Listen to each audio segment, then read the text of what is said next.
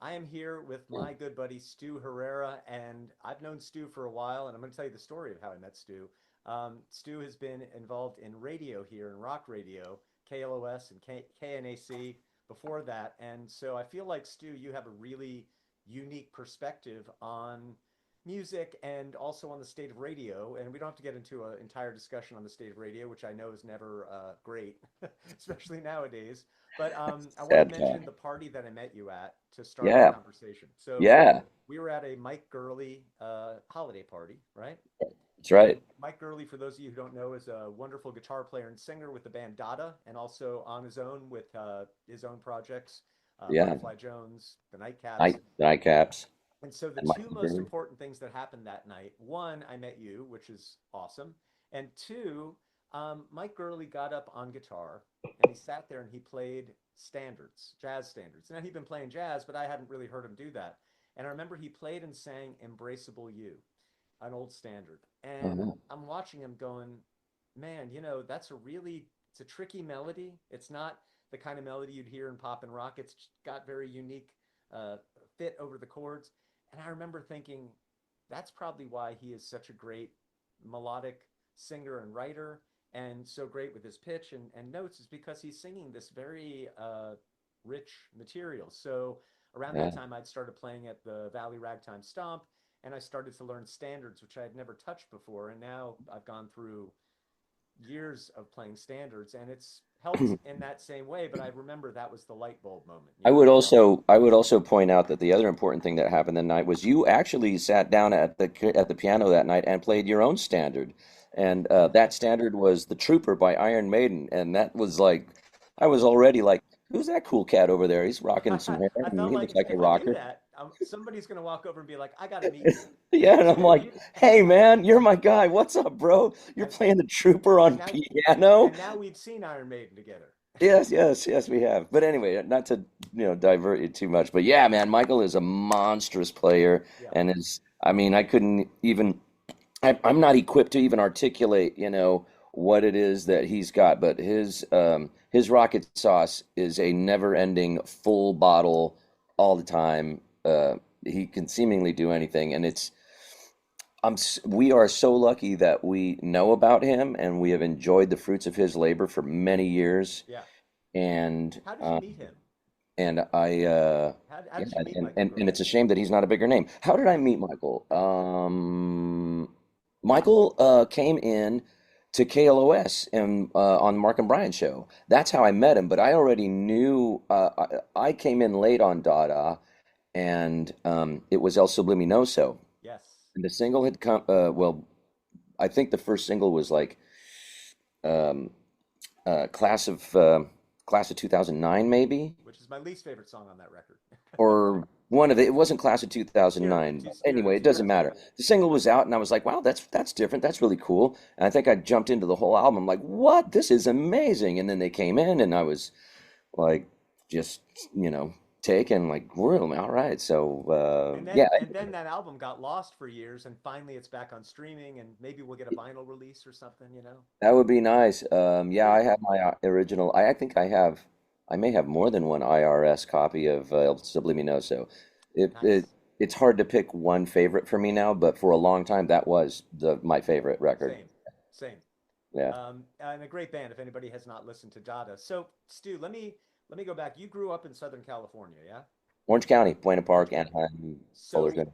when you were coming up, what was radio in your mind? Because obviously, to become a DJ, at some point you become aware of radio or you get into listening to radio. What was your exposure? Probably daily. There was always music on, and I had a brother who's 8 years older than me, and he really fed a lot of that the music of the day to me. He was the guy who probably originally had the radio on, and yeah, those earliest memories for me of like are of KEZY AM.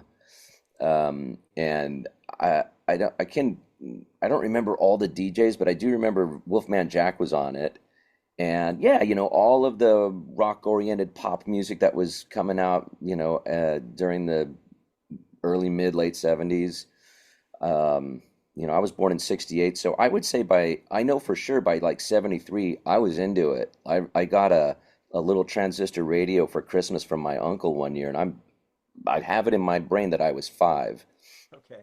I couldn't have been much more than that. And like, I think I dialed it, I figured out how to get it onto the radio, and like, Don't Call Us, We'll Call You was on. I remember distinctly. Nice. Jerry Sugarloaf. Corbetta and Sugarloaf. Yeah. Nice. What other But yeah. songs remind you of that transistor radio? What other songs do you remember coming out of that speaker? Oh man. Probably anything that George Harrison was up to at that time, and I don't know why I'm picking him out of the ether. Um, Came to mind. That's what we like. yeah, man, um, all of the Jim Croce and the oh man, uh, Gordon Lightfoot. Gordon Yes. Lightfoot was big on the radio in those days. Yeah. I mean, geez, man, it's Brings you back. it's just all of it, all of it. What's the guy? Alone Again Naturally. Gilbert O'Sullivan was Yeah. all over the radio in around that time, What and would be a song that you would wait for? Because that back then, to find a song, if you wanted to hear it, you had to wait for it to come up on the radio. What would be a song you would eagerly wait for? that's an interesting question. I'm not sure that I eagerly waited for a song because I Okay, love what them about all. in the cassette taping years? Did you ever wait to tape a song off the radio with cassette? Yeah, I had made a lot of cassettes off the radio in those days. I was such a weirdo though. I would just like, record off of I think I actually still have the cassettes from like K-Rock, because by that point that I'd had a cassette deck that would do that, I was older, and so things had changed. And I remember I would hit pause in between the verses, like in between the lines of people singing. So I would have this stupid weird, you know intra song mashup, which was just lyric to lyric to lyric to lyric, just to be a weirdo and see what it would do. I would scream into it and do all kinds of weird shit. Right on. So, at what point were you aware of that there was a concert scene and found your way to a concert, either with your parents or the first time you went on your own volition?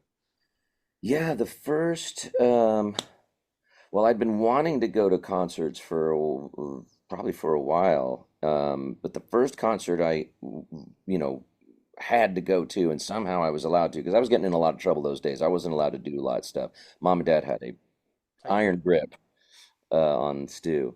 But I convinced them to let me go to Supertramp as long as my brother took me. And so I saw Oh, the famous Last Words show at the Forum. so I cool. still remember, yeah, I mean, that tour and those shows are very well documented, Yeah. gratefully. And yeah, it was a good one to start with.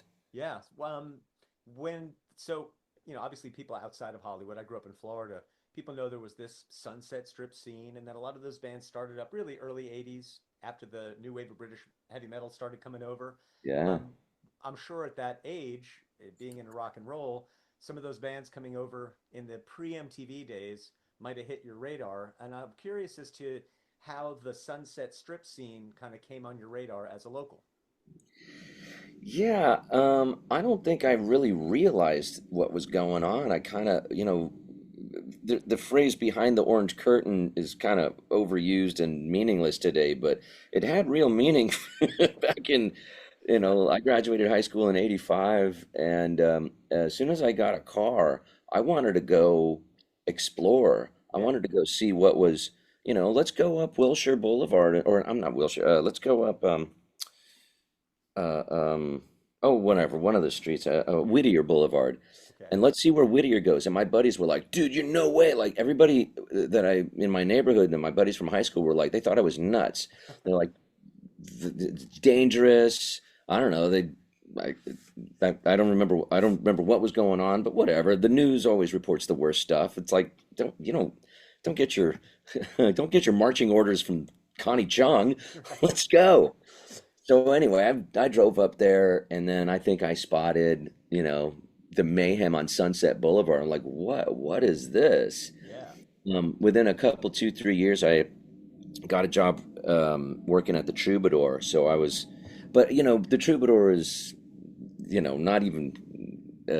what most people consider walking distance from the strip. So I was down on Santa Monica mixing bands, changing I didn't really get to take part too often in what was going But on you the must have seen Sunset. some great shows at the Troubadour during that time. I did, and what's weird is that it's hard to remember a lot of them. I do remember.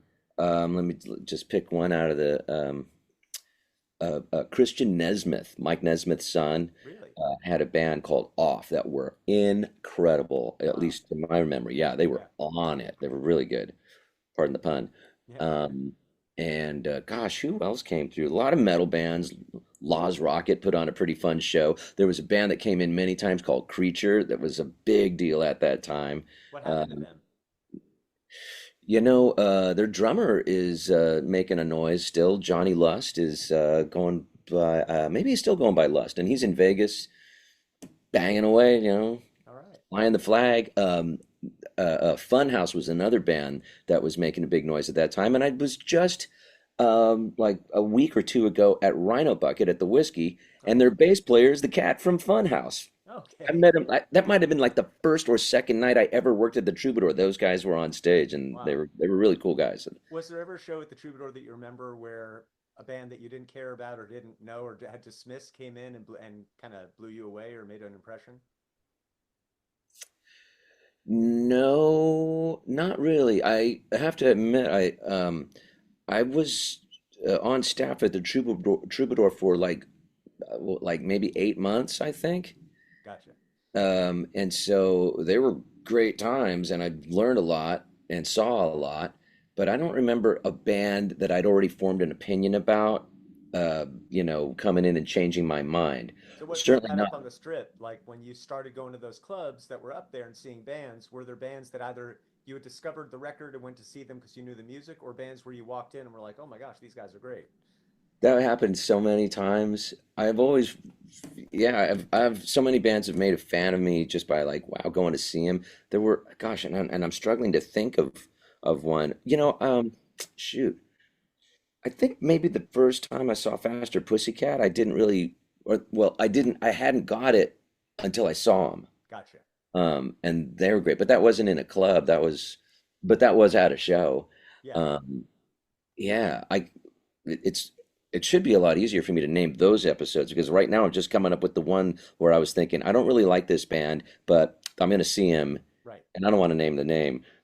Right. But when I saw him, I was like, "Wow, you're worse than I ever thought you'd be." It happens, man. Oh yeah, yeah, it did. Was there a band back in those days that you missed and you look back and like, man, I never saw them and I wish I did.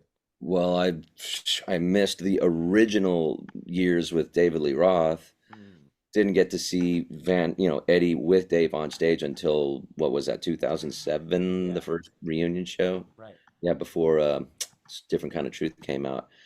Yeah, gosh, I've seen a billion bands. I know. Most of them, or many of them, I've forgotten. Not most of them, but yeah, I don't know. Yeah. Uh, What's a show you still talk about today from your youth that you just bring up every now and then because it just left a real mark on you?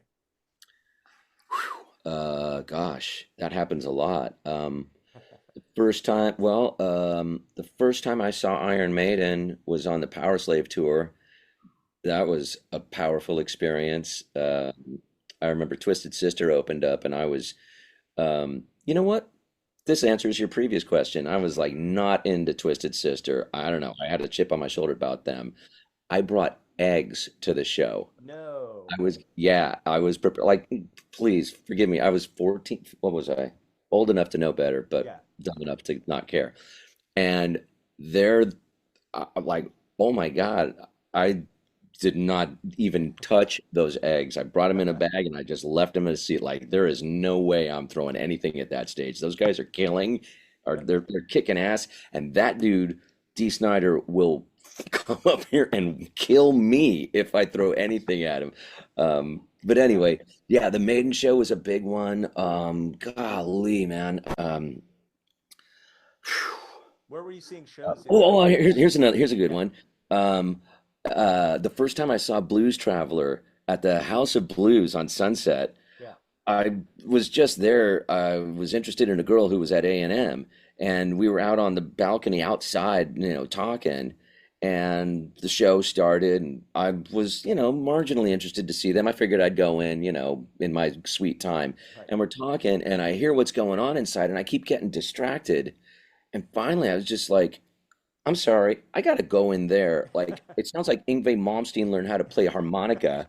And Chad Chinchilla, I mean, dude, they were unbelievable. Nobody really talks about them, but Jesus, Yeah. they were absolutely killer back then, I'm sure we and you and I and could still are. Huh?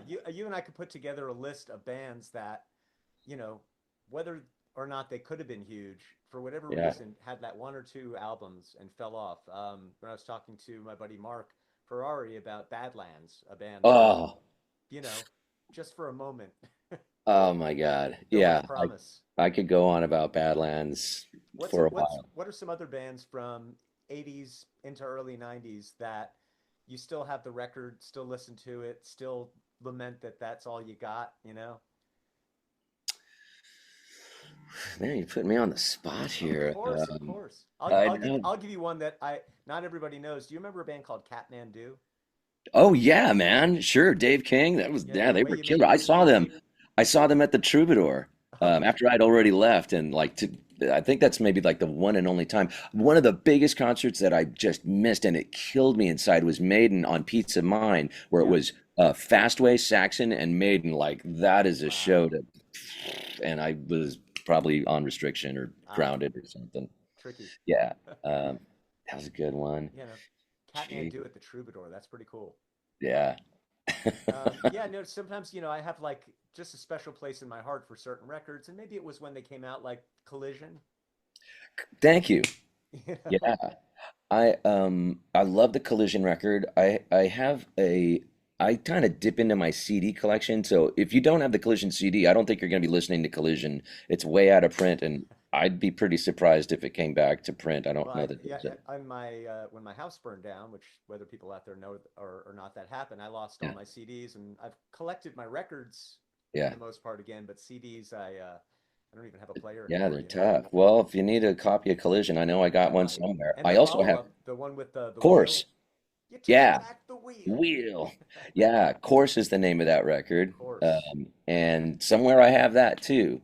I got you know, I got a lot of So listen, so I want to do something. I have a bunch of records here, and I'm uh, gonna flip them up, and I want a story, a thought, a reminiscence, and I'm gonna start with a band that we are very excited to see, ooh, yeah, man. Triumph. So talk to me about Triumph and when you first saw them, or not. You actually that answers the other question. Name a band that I never got to see. Triumph. I never got to see him. Me either. I should have run away from home the weekend of the US Festival, as I would have Yes. been able to at least have that But memory. you knew that was going on. You had friends that were going and stuff. Dude, the neighborhood was empty. Oh, And all you needed was $20 and a ride to San Bernardino, and you couldn't ride pay your out to Glen parents to let Helen. you go. And yeah, I knew it was a non-starter. Damn. But yeah, that actually my I have a really soft spot for Never Surrender. I love that record, and when Great. those songs were on the radio, man, I And was are you fully cool into it. with the whole like expanded musicians, Phil X bringing it all to life with all that? Yeah, I didn't even know that was happening. I just happened upon it a couple of weeks ago on YouTube, and I was like, Yeah, "What? Oh my God, my great. boy is in there like he should be." Of course, he, Yeah, stepped in for Rick back in the day. yeah. Yeah, it's beautiful. It's really cool.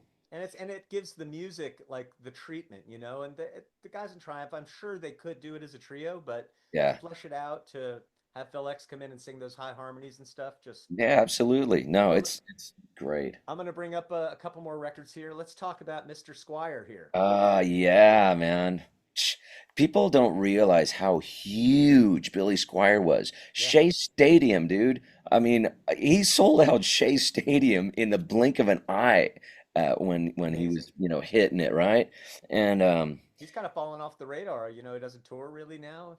Tell me yeah, what's he's up. enjoying his private life. Hey, man, he earned it. I don't know what to say about it. He did put out a very stripped down blues um, treatment. I think it was a live record even, and it didn't really trigger my, good feels. Well, I shouldn't But say back that. in the day, he was definitely, I mean, and to me, that music still holds up. Oh, Lonely as the Night, completely. all that. Completely. Yeah, I love that one. I love Emotions in Motion Oh yeah. just as much too. God, those are so killer records. And yeah, he'd be on what was it like one of those Kirshner's rock concerts or Right. something. There was a lot of live footage of him. Yeah. Yeah. All Yeah. the stroke and all those videos were all live concert, and I just remember like it seemed like a very exciting show to go to. Oh yeah. Yeah. All Yes, right, yeah. let's talk about this Uh-huh. particular record. Yeah. What do you think of this record here? I have it right there in my CD stash. I don't put it on all the time, but I do put it on. And what can you say about any of those records? It's great. It's interesting for us in the States that that record came out either it was either between Back in Black and For Whom the Bell wow For Those About to Rock, Yeah. or right after For Those About to Rock, I think. Well, And this was the I mean, this was before this was let's see, well, that's 76. 76, right? I think that's where that when that came out in Australia, but that Right. didn't get released domestically in the States Right. until the record label was trying to capitalize And it was like a on. different order of songs. Yeah, yeah. And oh man, So many good there's some songs. bangers on that one. Squealer. Yeah, All right, Squealer, now I Ride don't On. I'm gonna guess. Is this your favorite Van Halen album? Dude, I was listening to it today. We were in the driveway. We were in the driveway, doing some work on my Jeep, and my buddy had the greatest hits on. And finally, I was like, "Dude, I can't hear. Ain't talking about love anymore." I go, please dial up some albums." So we listened to Women and Children first 2 times, then we listened to Fair Warning 2 times while we Right. got the whole job done. I mean, It's what a tough. record. It's tough to pick one, but that's usually the one that I say first. Yeah. And then I'm like, well, then I don't know because number two, number one, Yeah, Van Halen 2 and Women and Children first and well, you can't ignore I 1984. You can't know. ignore the debut. Like, Right. So many good records. And that's a yeah, band that had very few songs that were, you know, B cuts or I'd, average. I'd say there are zero. Right. I'd Now, say I'm One a Foot guy Out the that Door is just as valid for me as, Mean Streets. I love it. yeah, no, I'm with you. And look, that's a classic era. You'll never see a band like that again, you know. Yeah, that's for sure. How about this record? Hmm. Um, not a big presence in my life personally, but I mean, talk about a big wreck. That's what you want to do if you, what Right. is that? Their third record, I think, I think right? yeah, 7800 And Fahrenheit and yeah, something hey, I'm else. glad it's there because my buddy Phil is, killing it in that band, and Really? I'm very happy for him. But The there was, impact. you know what? Actually, when New Jersey came out, I was Yeah. like, yeah, I really love that Homebound Train, Yep. dude. That's some serious rock. I got no problem with that. And I saw them at Yes. Irvine Meadows, with Europe opening up for them. So you know what, man? Yeah, I don't put on Bon Jovi really today, but I'm not gonna diss them. They're great. No, and in its day, I mean, great shows, great like fun atmosphere. The songs were great. Living on a Prayer, singing along. I mean, Absolutely. before you got burned out on it for 40 years. All Yeah, right, let's. that's the thing about, radio and mass media and stuff. They just laser in on two songs and I kind of throw away the rest of them. So I have a thought for you. I don't. I'll break from the albums for a moment. Uh-huh. A lot of times growing up, rock radio again would play the same songs over and over again. And Yeah. after a while, older guys would be like, "Hey, it's boring. It's the same old stuff." And I would say there's a 15-year-old kid who just tuned in and heard Sweet Home Alabama for the first time or heard Stairway to Heaven for the first time Yeah, or we've had that discussion yeah, before. so it's like there's a service to make sure that people hear the most accessible come get in. We Yeah. want because we don't have a Jim Ladd going, hey, okay, this is Axis Bold as Love. We're gonna put Purple Haze aside. I Hmm. want you to hear One Rainy Wish, and this is why you need to hear it. Without that curation, Hmm. somebody tunes into classic rock radio, which now classic rock can be at the 90s or 2000s. Yeah, that's true. You want to be able to deliver that for new listeners. So I think there's a purpose, a valid purpose, while at the same time there should be an alternate station for people who are bored with Sweet Home Alabama and want Curtis Lowe or Needle in the Spoon and some depth in the catalog, you I, know? I compare it to our jazz station, K Jazz. Like, I don't know how often they play the Chuck Mangione hit Right. or, kind of blue or whatever, but like It's a little different though, they because got a Chuck, whole universe of jazz that like I can safely say that I've almost never heard the same song over there twice. right. And that's, the whole uh, business model, radio It's audience not built thing on hits though, you is a know? whole different, yeah, I know. And I'm like, you know, people would say, used to say, or still do say, like, jazz was the rock of its day Yeah, in the sense that, there was this whole genre and people really into the artists and, they knew like it was for musicians and people who love music. yeah, And that's where you and me live. We yeah, love rock music. We love all music, but absolutely. my home base is of course, 4/4 rock. Doesn't have to be 4/4, but you know what I'm Right. saying. Totally. And I would love to see a radio station that serves us the way K Jazz serves its audience. I love that. Man, it could be customized channels for everybody and nobody gets that one station, but it'd be great if there Yeah, was a renaissance in radio. yeah, you've got these services, Spotify and the other Yeah. ones that like think that they know what you want to hear based on what you've heard before. And every time they're wrong. Like at least Yeah, with but them, with there's me, also something about hearing a song on the radio and knowing that yeah, that thousands of everyone's people are listening to listening it at the right same now. time, right? Yeah, there's a tribal thing going back to Lad, Yeah. we got the tribe, we're around the fire. Yeah. And, dude, that's what I have tried to do, in my own little way, show that I used to have and stuff. Like I love it. Yeah, horns up. I would put those in between songs on and like, here's why this song matters. Or, Right. my guests would come. I remember one night I had Stephen Perkins on and I told him, yeah, let's play. What do you want to play? Pick a song. And goes, he goes, do you know the Black Sabbath song "Disturbing the Priest" off "Born Again"? I almost fell over. I'm like, dude, I Wow. love "Born Again." The Gillen People, years. people, people really slag that record. Probably almost the most slaggable Black Sabbath record. It's one of my absolute favorites. And when Really? he asked me to play that song, I was just be That's over the awesome. moon. Yeah.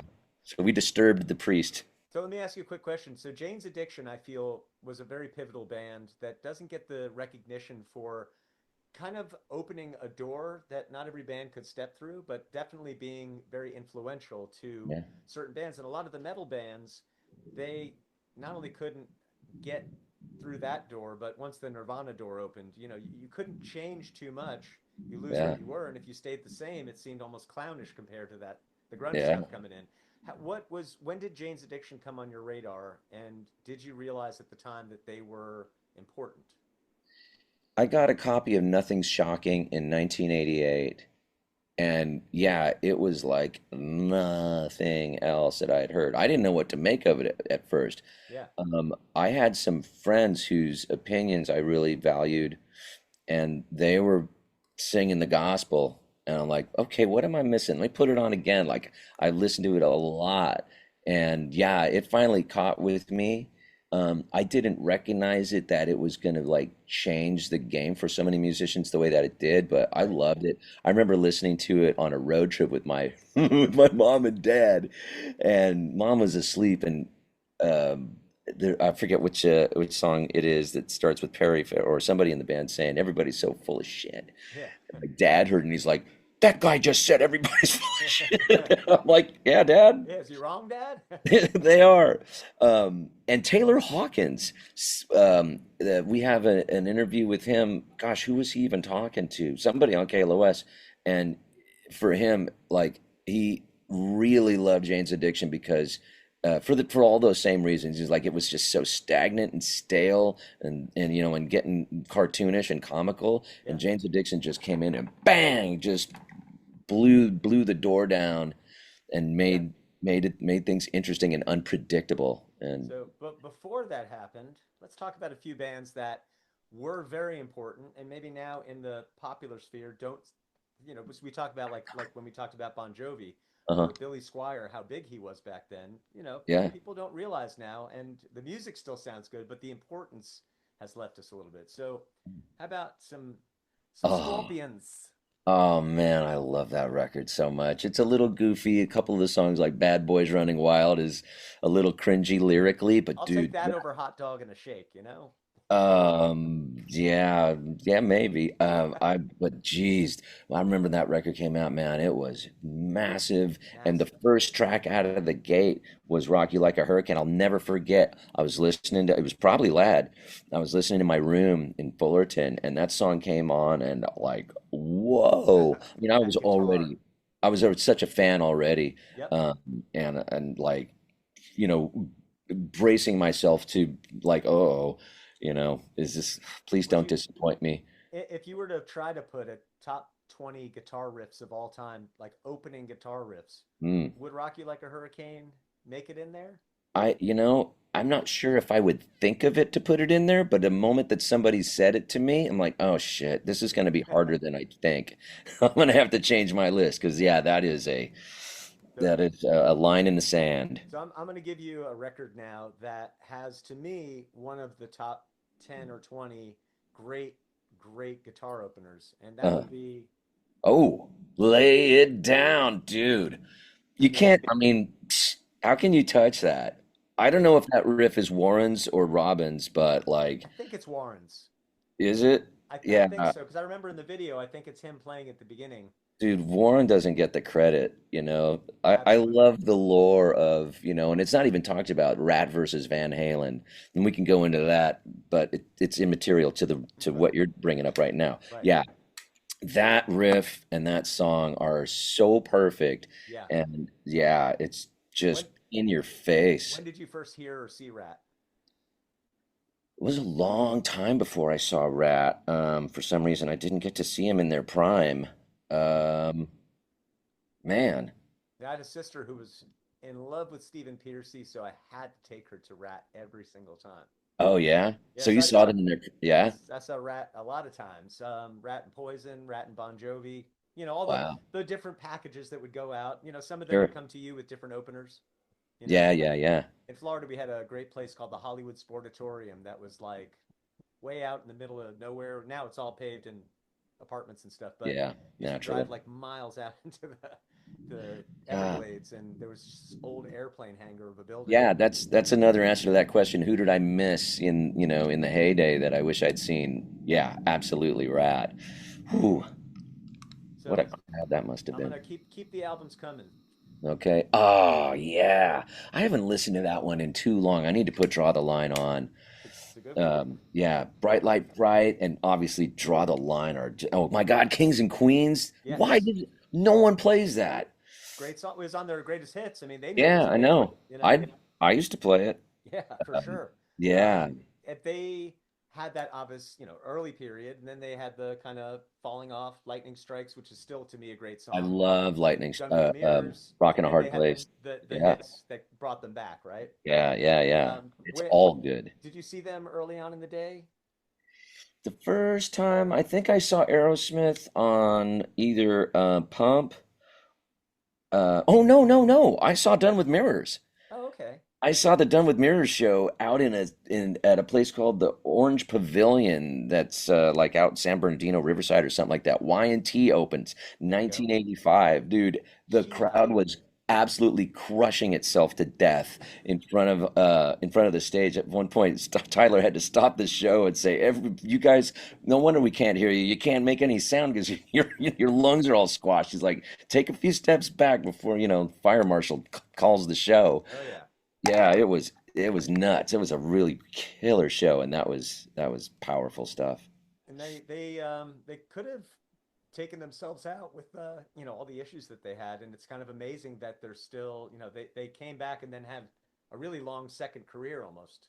Oh, I don't absolutely, want to miss a absolutely. thing and Janie's Gun and I all that. mean, talk about a band that just kept coming back, just wouldn't let fu be fu. Because I mean, fist fights, calling outs, the wives were fighting. I mean, like they had every reason to like stop. Yeah. I'm so glad that they figured out how to work, and even into their later career, and I know they've had issues and stuff, and God bless them, man. I absolutely love that band. Yeah. I will always love Aerosmith. A hundred Yeah. percent. Oh yeah, How about that's Jeff the one I Beck, Blow listen by to. Blow? Yeah, that's the one I listen to also. I should know more of his catalog, and the one What with makes you Led come Zeppelin. back to Blow by Blow? Wired. I should get down with Wired some more often, but Blow by Blow is just I mean, whatever. It's an overused, meaningless phrase. It's a classic, but No, but it goes through so many colors. It goes through so many moods. You know, from because we've parted as friends to Millions of Freeway lovers. Jam, Yeah. right? I mean, it's a beautiful record, and people pay I'm sorry, people pay Jeff Beck, um, like a lot of lip service. But if you take the time and like actually listen to the records, and not even his solo records, like going back to listen to Beck's Bolero and stuff, it's Yeah. like I guess I mean I want to say it's timeless.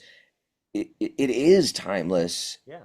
to me, I mean, even though. that album's not it's not a genre. It's all genres. There's funk and Yeah, rock yeah, and for reggae sure. and it's Yeah, everything. and what I was gonna say was like that Bex Bolero in particular is like timeless in a way, even though it is very much a record of its day in terms of production and the sound of it and stuff. But like, I don't know, it's just got this dramatic, Lawrence of Arabia kind of vibe to it. I don't Agreed. know, maybe that's just me, but it's really a special. He's so many great records, and yeah, I'm woefully underexposed to most of his catalog. I'm I feel like I embarrassed would to say. describe his style as stumbling into perfection. Like everything that happens, he's just kind of Yeah, so I don't it know how ebbs and much he flows. stumbled into. That dude was gnarly.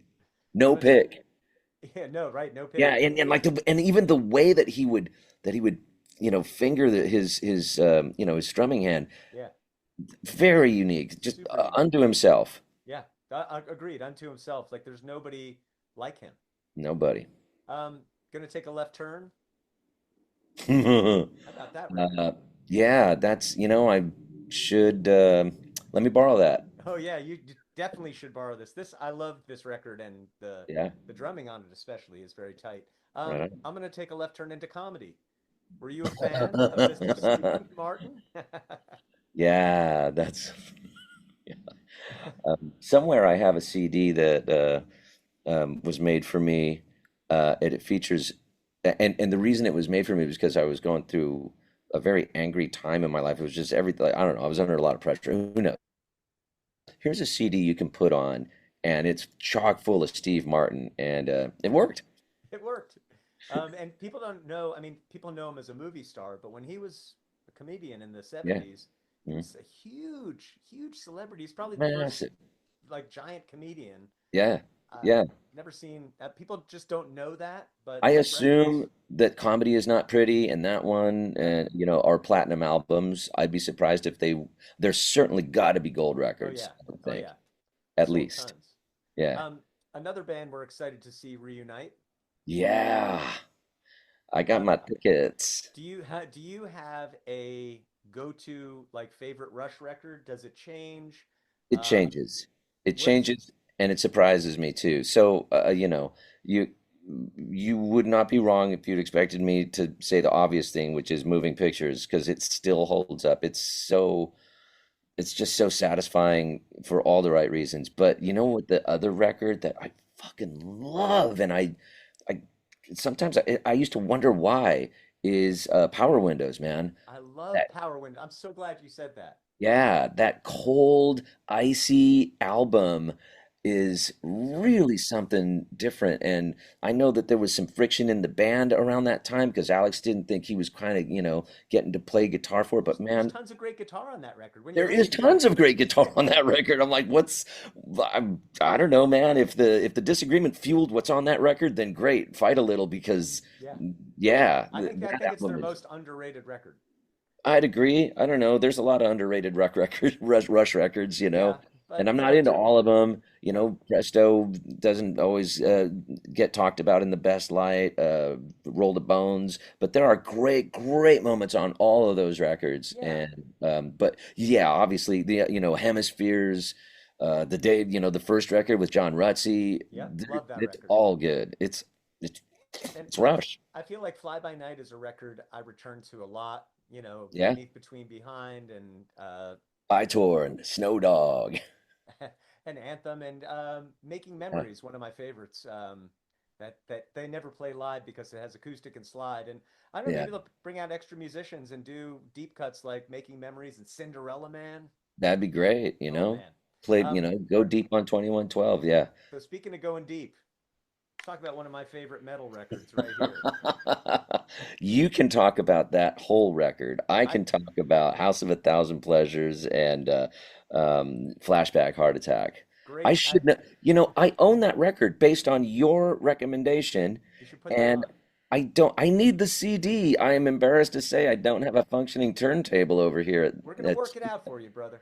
yeah, because that record has a lot to offer. I Yeah, believe. I and have to believe you. Gene Simmons discovered them. They were a band called Flatbacker in Japan, Oh, really? and he discovered them, took them to this stage, got this record out, and then Yeah, Fire Fire, the follow up, which has some yeah, great songs on that one.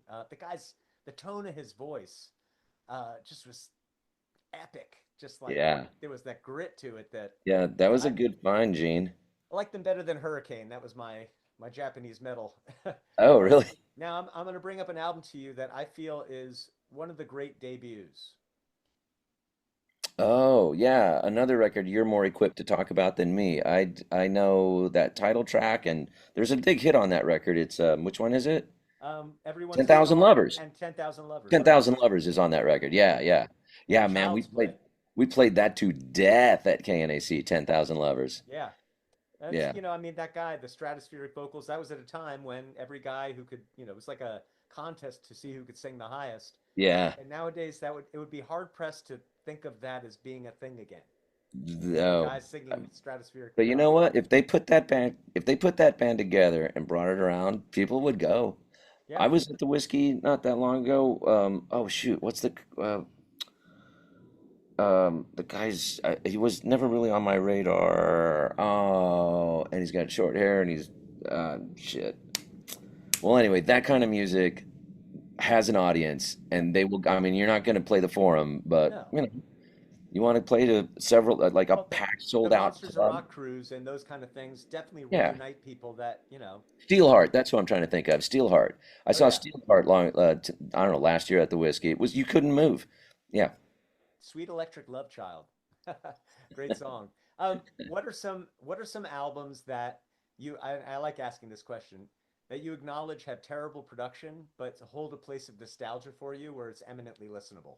We were just having this discussion, or maybe I was just reading about it the other day. The first Iron Maiden record is not really known for having great production. It's got killer performances and Right. songs on it, Yep. but yeah, Steve Harris was saying that that could have been a great record, and I'm like, well, I know what you're saying. It is a Yeah. great record, but I know what you're saying because once what's his name moved in at the controls, help me out. Robin, not Robin Black, the I was gonna producer say of all the Kevin Shirley, but that's way later. no, all the great the anyway, he started with Killers and then went all the way through. Once that, I mean, dude, you listen to the debut and Killers and Yeah. like, wow, dude, they Night and stepped day. it way up. And That's then it's another huge leap to, a I'd say number of first to leaps. second Aerosmith records, maybe similar jump to jump. Yeah, okay. So sometimes it's that a record it wasn't very well produced. Other times it's that it was maybe Mhm. usually the 80s and it has kind of an 80s production. Yeah, there's a lot of gated drums and all that dated stuff. Yeah. The other record, the record that everybody loves to hate on for its production is Born Again, Black Sabbath. And um, I don't know if they have a point. I say it's just got a sound that is not necessarily the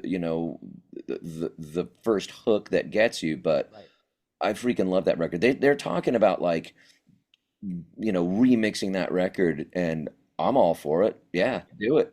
It's cool. I'm going to show you a record that for some reason I just love this record, but I Uh, acknowledge that it's produced in a very 80s way. yeah. Zebra 3.5. Oh wow, yeah, you know that record. I do, and I got to one day run into the singer of Zebra, Randy Jackson, and I told him that I love that and it was my favorite, and he's like, "Oh my God, me too." And I Yeah. feel like this is the power windows of Zebra albums. Oh wow, But there's Zebra's just Power Band. great songwriting. I mean, just great melodies and hooks, and obviously with Zebra, he sings in a falsetto. You got to kind of know that Yeah. going in. But there's a song on here called "Time," uh, that just a killer rock tune. I owe it to Zebra to get more in down with them. I know, obviously, who's behind the door and tell me Yeah. what you want. I've heard "Take Your Fingers from My Hair" and a bunch of their other songs a few times, but like they haven't, right, really And digested the way. not every band is going to hit you that way, but I think if they hit you back in the day, again, you retain some nostalgia. And whether Yeah. it's Zebra or T Ride or whoever, T-Ride. well, Backdoor Romeo, Yeah. it's just you get a fondness for something, and it just maybe reminds you of a time. I mean, when you had your first car and you were driving and you had the stereo cranked, what tune reminds you of that feeling of freedom in that car? What comes to mind? Probably, probably the first Yngwie Malmsteen records, Yeah, the first two or three for sure. Oh, Done with Mirrors. I was immersed in those records in my early college years yeah. when I had my first car. Um, yeah, What would be a song that reminds you of feeling like you had a crush on someone when you were a teenager? If I Can't Have You, Eileen Cara. Really? Yeah, we. I always had a crush on some girl, and it was always unrequited love. What song? Okay, so what song represented heartbreak to your teenage self? Same song or any of those songs, any of those Bee Gees, ballady songs are the ones that Samantha sang. Yep. What was her Emotion. Emotion? Oh my God, those songs still get to me. They're dripping. They're so finely crafted, and the performances on them are so honest. I think Yeah. they certainly convey the heartbreak. I think in a honest way that current pop singers just, I don't know, they don't seem to get. It's so different. I'm It's a so, different time. yeah, I guess. Finding authentic music nowadays Yeah. is trickier. But these records we're talking about, going back to those days, there was no auto tune, and you had to come in and sing. Yeah. Fun, Yeah. I mean, they could comp a track, but that's still you singing. or get a drummer to replace you if you're the drummer. We just got this guy to come in and play your parts, so you're out Yeah. there. Um, who have you seen live that is no longer around that you're really glad you caught in concert? Um, Like somebody maybe whether you caught him early or late, but that you caught him and you were yeah, geez. Well, I'm glad I saw as many Rush shows as I saw, you and me. yep. I'm thinking I only saw Johnny Winter a couple of times, and the last time I saw him, I shouldn't have gone. But the first time that I saw him, whoa, yeah, down at that Coach House in the San Juan Capistrano, he was Nice. killing in there. And oh gosh, man, who else? We've lost too many, so many. I mean, Eddie Van Halen. Well, yeah. I'm glad I got to see him as many times as I did. Yeah. What's Jeez. I mean, it's there's so many questions I could ask you because I just love talking about music and Yeah. shows and stuff. What was a band that you saw early on, um, before they were famous, that got really big, but when you saw them, you didn't think like that was going to happen? Um, well, I'm sure there's a better answer than this, but I saw Metallica open for Ozzy in '86 on Master of Puppets, Wow. which also answers the question the previous one. I'm glad I saw Cliff Burton, at least once. Yeah. Um, I don't think that I didn't think Metallica would be massive because geez, Helen Keller would know that. Like You I know, don't there's know. I other mean, names. Monsters of Rock, they were like Monsters of Rock, they went on before Dokken.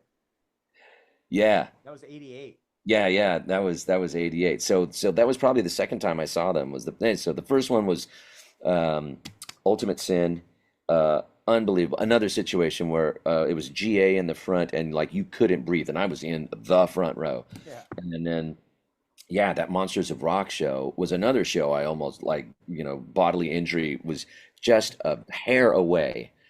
And then Master of Puppets. So I saw Metallica many times on their way up, Yeah. and um, my I love telling this story.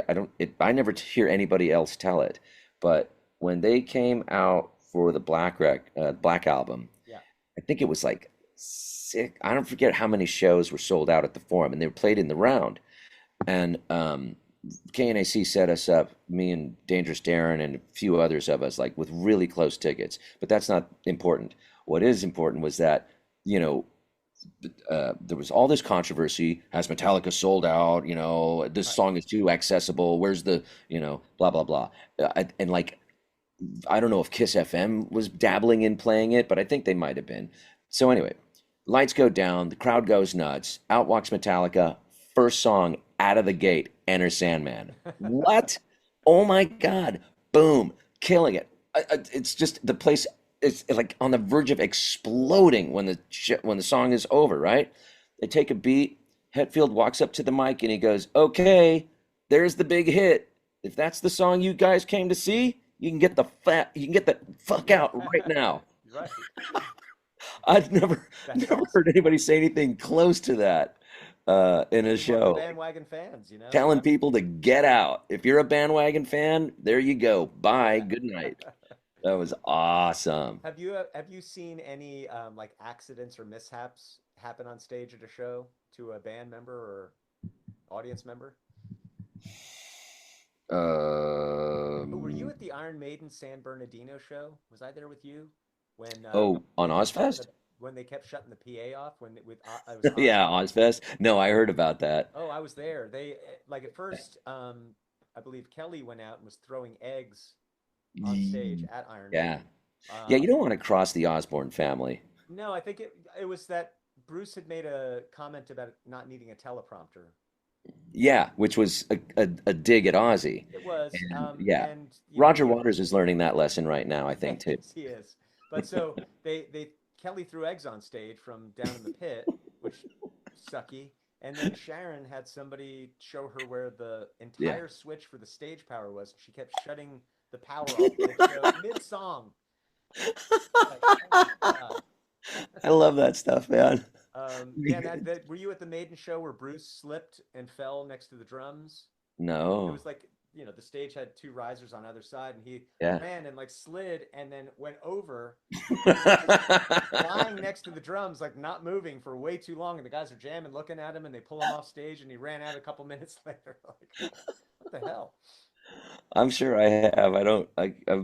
I'm not coming up with anything. Oh, well, in our own band, the Toxic Undershorts, yeah, our singer Crazy Craig went to go do like a backflip off of a wedge in the front, and it was at the Marquee in Garden Grove, which is a great little place. But he found out just how low the ceiling and the light trusses were that night. He like knocked himself out cold for a Oh my second. God.